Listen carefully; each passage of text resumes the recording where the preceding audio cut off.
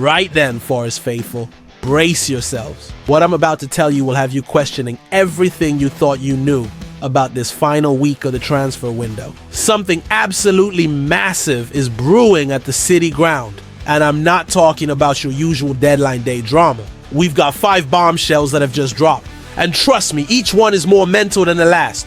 There's a midfielder who's been our engine, our driving force, but whispers are suggesting he might be packing his bags for East London. And then there's this Spanish fullback situation that's got everyone from England to Brazil in a right tizzy. And the numbers being thrown about.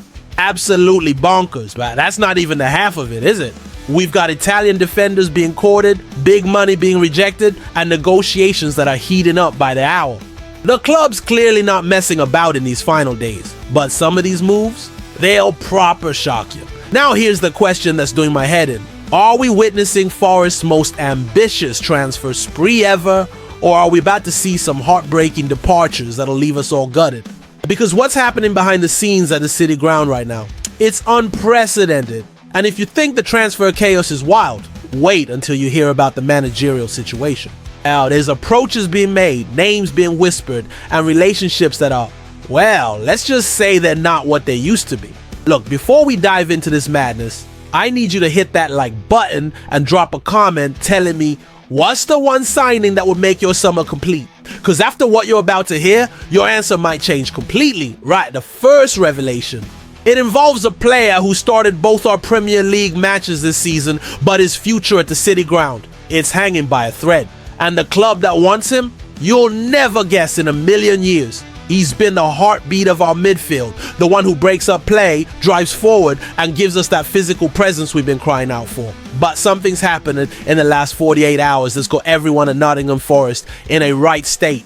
I'm talking about Ibrahim Sangare, and what's emerged about his future is absolutely mind-blowing. West Ham United have come knocking, and they're not messing about. According to reports from The Sun, the Hammers have officially approached Forest about taking our Ivorian midfielder on loan. But here's where it gets interesting. It's not just any loan deal. They're proposing a loan with an obligation to buy, dependent on certain clauses being met. Now, this would normally be laughable, wouldn't it? Sangare started both our matches this season. The 3-1 victory over Brentford, where he was absolutely class, and that comeback draw at Crystal Palace where he anchored the midfield alongside Elliot Anderson. The lad cost us 30 million quid just over a year ago when we signed him from PSV Eindhoven. But here's the kicker that'll proper wind you up. Forest are apparently open to letting him go. The reason? Douglas Luiz has arrived to strengthen our midfield ranks, and suddenly Sangare's become expendable. Think about that for a second. A player who's overcome injuries and illness to finally show his quality in pre-season, who's been trusted by Nuno to start our opening fixtures, and now he's being treated like he's surplus to requirements? The same Ibrahim Sangare who was absolutely instrumental in keeping us up during those nail-biting seasons. The timing's mental as well. West Ham visit the City ground this Sunday, and here they are trying to nick one of our key players just days before they rock up. It's like they're taking a piss, isn't it? They'll be studying how he plays against them, knowing full well they might be signing him on Monday when the window slams shut. What's your take on this then? Would you let Sangare go to make room for Douglas Luiz? Or is this the kind of short-sighted thinking that'll come back to haunt us? Drop your thoughts in the comments, because this debate is splitting the Forest faithful right down the middle. But if you think that's the only transfer saga keeping us on the edge of our seats, wait until you hear about the international tug-of-war that's got Forest competing with clubs from 2 different continents. Now, this next story will have you scratching your heads and wondering what on earth is going on in the transfer market these days. We're talking about a right back who's caught the attention of clubs from England to Brazil, and the numbers being thrown about are absolutely balmy. Step forward. Pablo Maffeo. Nah, the 28-year-old Spanish fullback who's been making waves at Real Mallorca for the past 3 seasons. Forest have reportedly slapped down a bid of $6, $5 million including bonuses for this lad, but here's where it gets proper complicated. Mallorca have knocked us back, demanding $8 million for his services. Fair enough, you might say. That's how negotiations work, isn't it? But then Atlético Mineiro from Brazil have thrown their hat into the ring with a measly $4 million bid. That's roughly $3. $5 million, the cheek of it. Here we are offering serious money, nearly double what the Brazilians are putting on the table, and yet Maffeo's future remains up in the air. Now, this isn't just any ordinary defender we're talking about.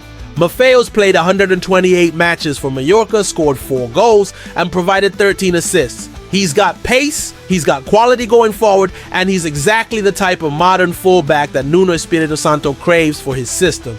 Remember, our gaffer specifically said after the Palace match that he needs 2 fullbacks because he can't live with the fear of something happening to Ola Aina or Neco Williams. The mental bit. Lionel Messi, the Lionel Messi, has publicly praised this lad's abilities. When the greatest player of all time gives you his seal of approval, you know you're dealing with serious talent. But Maffeo's not without controversy, is he? Earlier this year during the Spanish Super Cup, he had proper beef with Vinicius Jr., even claiming he could knock out the Real Madrid star in 10 seconds in a boxing match. The lad's got fire in his belly, that's for certain. Mallorca are dragging their feet with an official response, and that delay might just work in our favor. Sport Witness believes Maffeo's growing frustration at the club could force their hand, potentially opening the door for Forest to make another approach.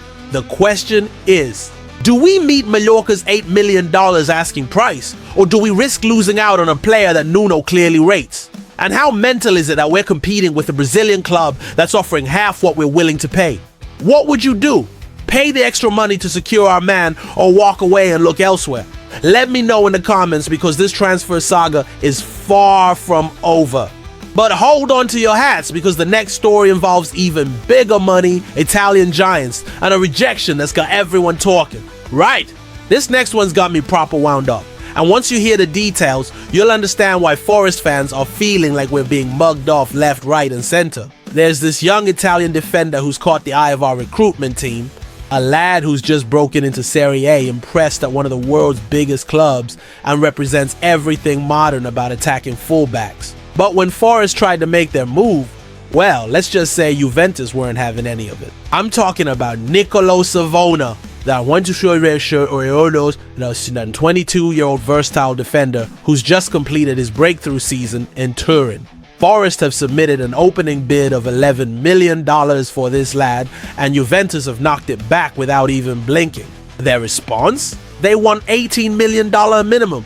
That's a €7 million gap that needs bridging, and we're talking serious money here, roughly $15.5 million just to get Juventus to the negotiating table. Now, Savona's not just any defender. He made 28 appearances in Serie A during his debut season under Thiago Motta and later Igor Tudor. This is a lad who's learned his trade at one of the most demanding clubs in world football, where defensive excellence isn't just expected, it's mandatory. The timing's interesting as well. Savona picked up an injury during Juventus' Club World Cup clash with Manchester City earlier this summer, which kept him out of their season opener against Parma. But reports suggest he's back in training now, which means his fitness issues are behind him. What's mental about this whole situation is that Forest apparently have the framework of a personal deal already sorted with the player. We're talking about a contract through 2030 and wages of $2 million net per season. So Savona's interested, the terms are agreed. It's just Juventus playing hardball over the fee. And here's what'll really get your blood boiling.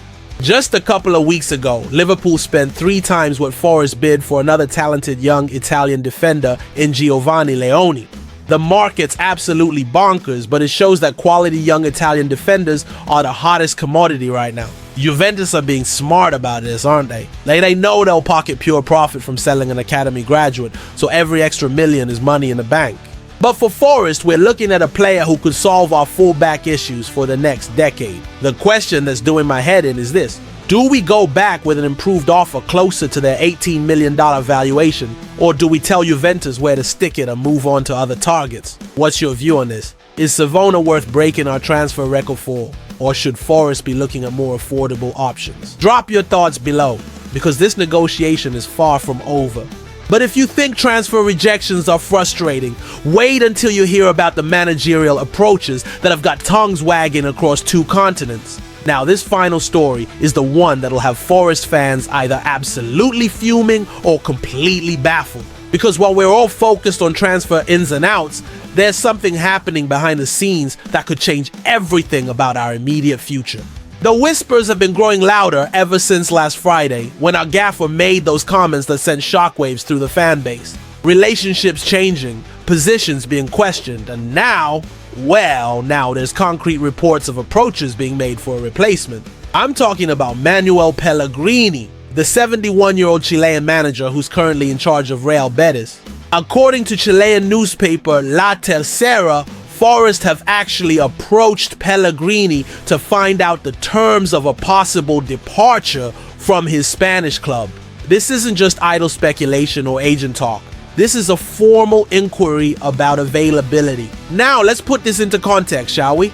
Pellegrini isn't some unknown quantity or risky appointment. We're talking about a manager who's been there and done it at the highest level. Real Madrid, Manchester City, Malaga, West Ham. This is a man who's managed some of the biggest clubs in world football and knows exactly what it takes to succeed in the Premier League.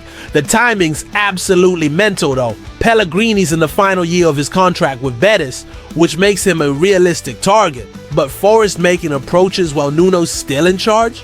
That tells you everything you need to know about how serious the situation has become.